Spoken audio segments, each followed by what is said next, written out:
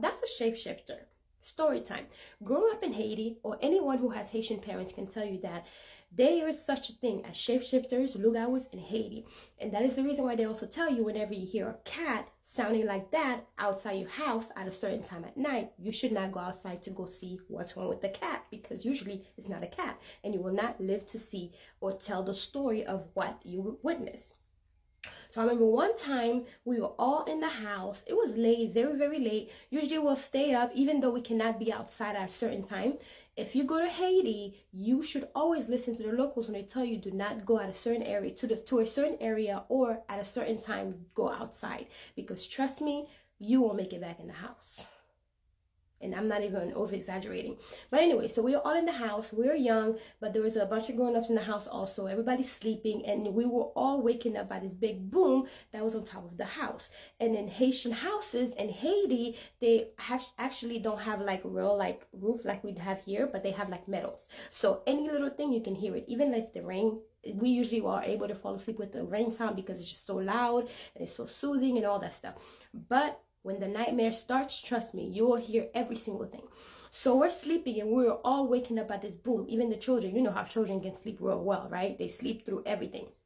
We all were waking up, but the grown-ups already know because they're so used to it. And also we know a well-known lugau in the town that everybody could respect, because we know how powerful she is, and a lot of people have been taken out by her, but they can never prove that it was her until one day. So anyways, we're all sleeping and we're waking up by the sound, and we just hear footsteps on top of the house, just walking as if like it's like, you know, grains falling in the house, but it's like real loud footsteps, just walking, and all the adults just start praying, and the children were just scared because we're so used to hearing stories about that happening, and eventually it happened to us. So we're like scared, and the adults are praying, even though like voodoo is a religion in Haiti. They still pray. A lot of people pray but still practice voodoo, because that's really our religion. Just like the Catholic people, they also practice voodoo, but also they tell you that it's bad. Anyways, so they're praying. The children are trying to figure out what's going on.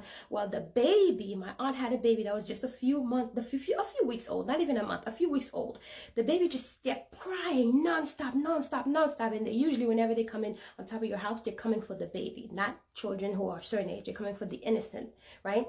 So the baby's crying. The people are praying. So there's a lot going on, and the noise on top and everything. All of a sudden, the noise stopped, but we hear a cat right by the door, literally right at the door, right?